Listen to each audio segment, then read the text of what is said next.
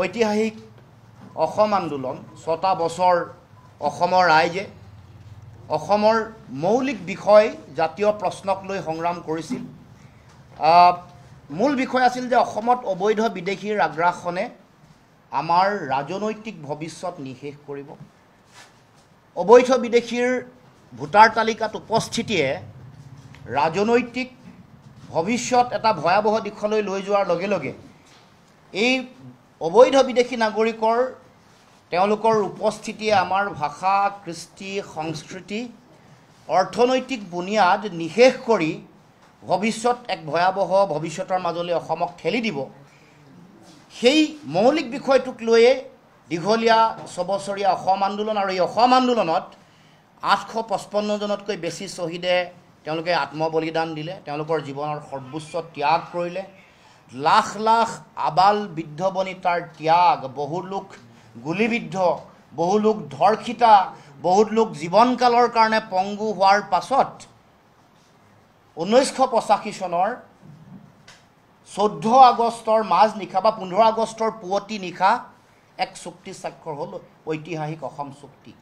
যিখন চুক্তিক অসমৰ জনগণে বিদেশী নাগৰিকৰ সমস্যাৰ সমাধানৰ একমাত্ৰ উপায় বুলি সকলোৱে গণ্য কৰে। অসমৰ জনগণৰ কাৰণে, স্বাভিমানী জাতীয়তাবাদী মানুহৰ কাৰণে অসম চুক্তি আমাৰ সকলোৰে কাৰণে গীতা, কোৰাণ, বাইবেল। আৰু এই অসম চুক্তিক লৈয়ে অসমত প্ৰতিটো ৰাজনৈতিক দলে, ভাৰতবৰ্ষৰ প্ৰতিটো ৰাজনৈতিক দলেই তেওঁলোকে ৰাজনীতি কৰি আহিছে। নিৰ্বাচনৰ সময়ত বিদেশী নাগৰিকৰ সমস্যাটো সমাধান কৰিম বুলি, অসম চুক্তি আখৰে আখৰে পালন কৰিম বুলি, বিদেশীক ইয়াৰ পৰা খেদিম বুলি, তাৰ লগে লগে অসমৰ মানুহক, অসমীয়া ৰাইজক সাংবিধানিক ৰক্ষা কৱচ দি ৰাজনৈতিকভাৱে সুৰক্ষিত কৰিম বুলি, মাটি ভেটি ৰক্ষা কৰিম বুলি প্ৰতিশ্ৰুতি দিয়ে সকলোৱে নিৰ্বাচনী বৈতৰণি পাৰ হয়। কিন্তু আমি দেখিছোঁ যে যোৱা ৪০টা বছৰ সম্পূৰ্ণ হ'ব অহা কাইলৈ এই ৪টা দশকৰ দীঘলীয়া প্ৰতাৰণা, আমাক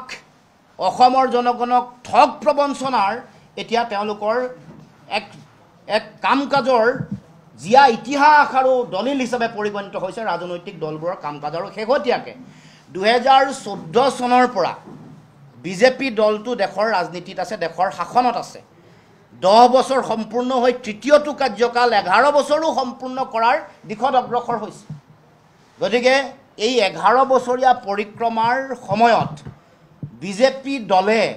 বিজেপিৰ দেশৰ প্ৰধানমন্ত্ৰী নৰেন্দ্ৰ মোদী ডাঙৰীয়া, অসমৰ দুগৰাকী মুখ্যমন্ত্ৰী সৰ্বানন্দ সোণোৱাল ডাঙৰীয়া আৰু হিমন্ত বিশ্ব শৰ্মা ডাঙৰীয়াই অসম চুক্তি, বিদেশী নাগৰিকৰ সমস্যা, সাংবিধানিক ৰক্ষা কৱচ, মাটি ভেটি, ভাষা, কৃষ্টি, সংস্কৃতিৰ ৰক্ষা, এই সকলো কথাত কেনেকৈ আমাক ঠগিছে, প্ৰতাৰণা কৰিছে, সেই সকলো কথাৰ আজি আপোনালোকৰ আগত অৱলোকন কৰিবলৈ আমি চেষ্টা কৰিম বা কৰিছোঁ। আজি এই শুভক্ষণত যিসকল মহান বীৰ পুৰুষে স্বদেশ আৰু স্বজাতিৰ সুৰক্ষিত ভৱিষ্যতৰ কাৰণে আত্মবলিদান দিলে, প্ৰতিগৰাকী অসম আন্দোলনৰ বীৰ শ্বহীদলৈ মই সশ্ৰদ্ধ প্ৰণিপাত জনাইছোঁ। আমাৰ দলৰ পবিত্ৰ মঞ্চৰ পৰা অসম আন্দোলন, ঐতিহাসিক অসম আন্দোলনৰ আগত আন যিবোৰ সংগ্ৰাম আছিলে, সেই সংগ্ৰাম, জাতিৰ অস্তিত্ব ৰক্ষা সংগ্ৰামৰ আন মাধ্যম আন্দোলন, ভাষা আন্দোলন, খাদ্য আন্দোলন, সকলো সংগ্ৰামৰ প্ৰতিগৰাকী শ্বহীদক আমি আজি শ্ৰদ্ধা নিবেদন কৰিছোঁ। কা বিৰোধী গণ আন্দোলনৰ ৫ গৰাকী শ্বহীদৰ প্ৰতিও আমি শ্ৰদ্ধা নিবেদন কৰি আমি ক'ব খুজিছোঁ যে বিজেপি দলে এই অসম চুক্তিক লৈ তেওঁলোকে যি বিশ্বাসঘাতকতা প্ৰতাৰণা কৰিলে, অসম চুক্তিৰ মূল আত্মা ৫ নম্বৰ দফাক যেনেকৈ হত্যা কৰি দিয়া হ'ল, ৫ নম্বৰ দফাক হত্যা কৰি ৮৫৫ জন শ্বহীদৰ আত্মাক দ্বিতীয়বাৰৰ কাৰণে বিজেপিয়ে যি হত্যা কৰিলে, তাৰ কাৰণে অহা ২৬ৰ নিৰ্বাচনত অসমৰ ৰাইজে বিজেপিক উৎখাত কৰিবৰ কাৰণে সিদ্ধান্ত গ্ৰহণ কৰিব লাগে। আপোনালোকে সকলোৱে জানে যে ২০১৪ চনৰ নিৰ্বাচনৰ আগত আপোনালোকৰ দিনটো মনত পেলাই দিব খুজিছোঁ। ২৭ এপ্ৰিল ২০১৪ দেশৰ বৰ্তমানৰ প্ৰধানমন্ত্ৰী, সেই সময়ৰ প্ৰধানমন্ত্ৰী প্ৰাৰ্থী নৰেন্দ্ৰ মোদী ডাঙৰীয়া অসমলৈ আহি কৈছিল যে ১৬ মে'ৰ পিছত বাংলাদেশীয়ে তালি টোপোলা বান্ধি অসমৰ পৰা যাব লাগিব। তাৰ পাছত তাৰ পাছত 2016 চনৰ ভিজন ডকুমেণ্ট আপোনালোকে যদি চাই অসমৰ ৰাইজক তাৰমানে দৃষ্টিপত্ৰ অসমত বিজেপি দলে দিয়া দৃষ্টিপত্ৰত অসম চুক্তি সম্পৰ্কত এটা সুকীয়া দফা আছে তাত চুক্তি আখৰে আখৰে পালন কৰাৰ প্ৰতিশ্ৰুতি আছে তাত আনকি বিদেশী চিনাক্তকৰণ বহিষ্কৰণ আৰু অসমীয়া মানুহক সাংবিধানিক ৰক্ষা কবচ প্ৰদানৰ প্ৰতিশ্ৰুতিও দৃষ্টিপত্ৰ 2016-2025লৈকে তেওঁলোকে দিয়া দৃষ্টিপত্ৰ তাত পেজ নম্বৰ তাৰ যিটো পৃষ্ঠা নম্বৰ 10ত চাব সেই প্ৰতিশ্ৰুতি তেওঁলোকে উল্লেখ কৰিছে কিন্তু তেওঁলোকৰ এই প্ৰতিশ্ৰুতিবোৰৰ বিপৰীতে তেওঁলোকে কৰিলে কি তেওঁলোকে অসম চুক্তিক নিষেধ কৰিবৰ কাৰণে নাগৰিকত্ব সংশোধনী আইন আনি তেওঁলোকে জাপি দিলে সংসদৰ মজিয়াত 2019 চনৰ 11 ডিচেম্বৰত ৰাজ্যসভাত কেন্দ্ৰীয় গৃহমন্ত্ৰীয়ে যেতিয়া বিপ্লৱ শৰ্মাৰ বিপ্লৱ শৰ্মা ডাঙৰীয়াৰ নেতৃত্বত এক প্ৰতিবেদন প্ৰস্তুত কৰিবৰ কাৰণে উচ্চ পৰ্যায়ৰ সমিতি গঠন কৰিছিল তেওঁ কৈছিল যে দাড়ি কমা নকটাকে বিপ্লৱ শৰ্মা ডাঙৰীয়াৰ যিখন প্ৰতিবেদন সেইখন ৰূপায়ণৰ তেওঁ প্ৰতিশ্ৰুতি প্ৰদান কৰিছিল ৰাজ্যসভাৰ মজিয়াত সংসদৰ মজিয়াত 2019 চনৰ 7 ফেব্ৰুৱাৰীত কোকৰাঝাৰলৈ যেতিয়া দেশৰ প্ৰধানমন্ত্ৰী আহিছিলে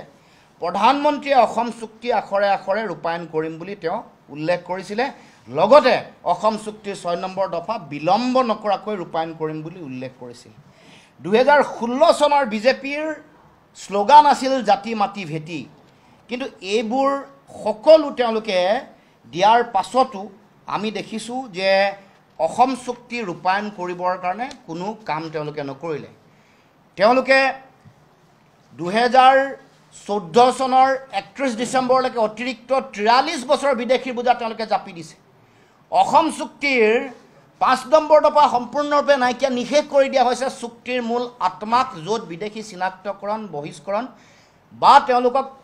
ভোটাৰ তালিকাৰ পৰা নাম কৰ্তনৰ যিটো দফা আছে সেইটোক তেওঁলোকে হত্যা কৰি পেলাইছে তাৰ মানে 855 গৰাকী শ্বহীদক তেওঁলোকে দ্বিতীয়বাৰৰ কাৰণে তেওঁলোকৰ আত্মাক তেওঁলোকে হত্যা কৰিছে তাৰ পাছত তেওঁলোকে অসম চুক্তিৰ 6 নম্বৰ দফা যিটো দফাৰ মূল লক্ষ্য আছিল অসমৰ মানুহক সাংবিধানিক ৰক্ষা কবচ দিব আৰু তাত অসমীয়া কাক কয় অসমীয়া মানুহৰ সংজ্ঞা কি বিপ্লৱ শৰ্মাই বিস্তৃতভাৱে ইয়াত উল্লেখ কৰিছে আৰু আমাক 6 নম্বৰ দফাৰ আধাৰত কিয় আমাক সাংবিধানিক ৰক্ষা কবচ দিব কাৰণটো আছিল যে আমি যেহেতু 71 চনলৈকে অতিৰিক্ত 20 বছৰ বিদেশীৰ বোজা বহন কৰিছোঁ 51 চনৰ পৰা 71লৈকে এই মাজত থকা যিখিনি মানুহ তেওঁলোকৰ বোজা ল'লোঁ গতিকে তাৰ আগত থকা যিখিনি মানুহ তেওঁলোকৰ যিটো ৰাজনৈতিক ভৱিষ্যত তেওঁলোকৰ যিটো অধিকাৰ সেইটো সুৰক্ষিত কৰিবৰ কাৰণে তেওঁলোকে সাংবিধানিক ৰক্ষা কবচ দিয়াৰ কথা আছিল আৰু সেইকাৰণে 51 চনলৈকে থকা যিসকল মানুহ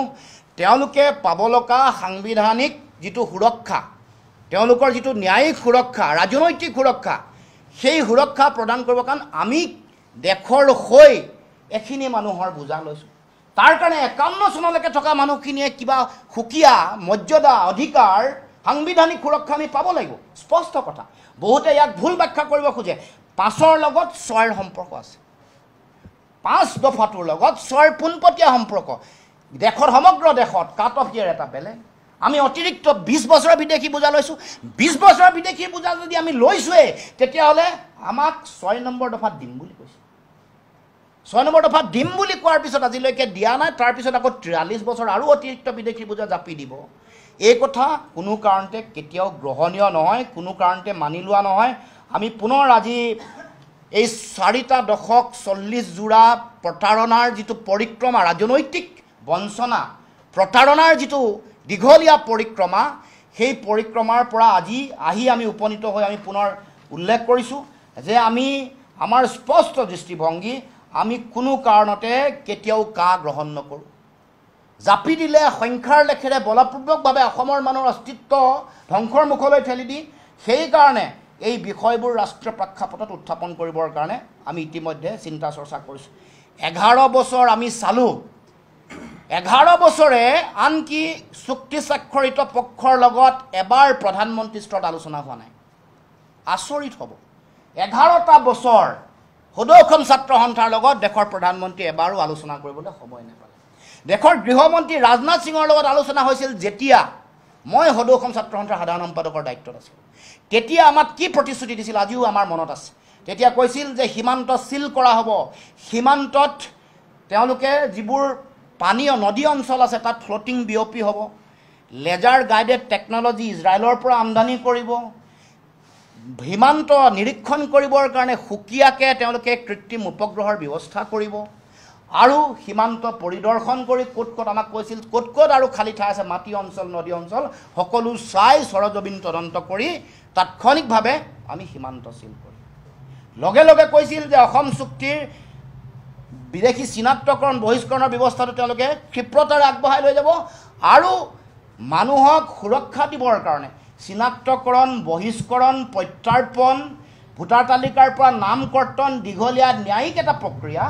গতিকে তাৰ আগত কিন্তু মানুহক সাংবিধানিকভাৱে সুৰক্ষা দিম, এইটো দেশৰ গৃহমন্ত্ৰীয়ে ৰাজনাথ সিঙে আমাক প্ৰতিশ্ৰুতি দিছে। কিন্তু এইবোৰ কি ফল প্ৰতিশ্ৰুতি? ইমান তাৰমানে দেশৰ প্ৰধানমন্ত্ৰী আৰু অসমৰ মুখ্যমন্ত্ৰীসকলে এই বিদেশী নাগৰিকক লৈ তেওঁলোকে ভোট লয়, ভীমৰ বচন আওৰায়, কিন্তু সেই সমস্যা সমাধান কৰিবৰ কাৰণে তেওঁলোকে কোনো ব্যৱস্থা গ্ৰহণ নকৰে। গতিকে আমি তেওঁলোকৰ এই যিটো অসম বিৰোধী তেওঁলোকৰ চিন্তা বা কাম কাজ, সেই কাম কাজক আমি সকলোৱে তেওঁলোকৰ এই প্ৰতাৰণাৰ দীঘলীয়া পৰিক্ৰমা আপোনালোকৰ আগত উল্লেখ কৰিছোঁ। আমাৰ মূল বিষয়টো হ'ল যে অসম চুক্তি ৰূপায়ণৰ যোগেদিহে বিদেশী নাগৰিকৰ সমস্যাটোৰ সমাধান হ'ব। অসম চুক্তিৰ 6 নম্বৰ দফা কাৰ্যকৰী হ'লেহে অসমত খিলঞ্জীয়া অসমীয়া ৰাইজে অসমীয়া মানুহে ৰাজনৈতিক ভৱিষ্যত সুৰক্ষিত কৰিব পাৰিব, মাটি ভেটি ৰক্ষা কৰিব পাৰিব, ভাষা সংস্কৃতি ৰক্ষা কৰিব পাৰিব, আনকি অৰ্থনৈতিক ভৱিষ্যতো সুৰক্ষিত কৰিব পাৰিব। গতিকে আজি অহা কাইলৈ দেশত স্বাধীনতা দিৱস সমগ্ৰ ভাৰতবৰ্ষতে উদযাপন কৰা হ'ব, আৰু সেই দিনটো আমাৰ অসমৰ জাতীয় জীৱনৰ কাৰণে এটা ঐতিহাসিক দিন। সেই দিনটোতে ঐতিহাসিক অসম চুক্তি স্বাক্ষৰ কৰা হৈছিল। গতিকে আজি এই দিনটোত আমাৰ স্পষ্ট দৃষ্টিভংগী, বিজেপি চৰকাৰে অসমৰ জনগণক যোৱা 11 বছৰ ধৰি, অসমত 9.5 বছৰ হ'ব বিজেপি চৰকাৰ, তেওঁলোকে কেৱল মাত্ৰ অসম চুক্তিক লৈ ৰাজনীতিহে কৰিলে। অসম চুক্তিক আখৰে আখৰে পালন কৰিম বুলি, বিদেশী টালি টোপোলা বান্ধি যাব লাগিব বুলি, অসম চুক্তিৰ 6 নম্বৰ দফা দাড়ি কমাসহ উন্নীতকৰণ কৰিম বুলি কিন্তু কোনো কাম নকৰিলে। গতিকে এতিয়া অসমৰ জনগণে বিজেপিয়ে অসমক কৰা বিশ্বাসঘাতকতা প্ৰতাৰণাৰ উত্তৰ ৰাজনৈতিকভাৱে সামাজিকভাৱে দিব লাগে।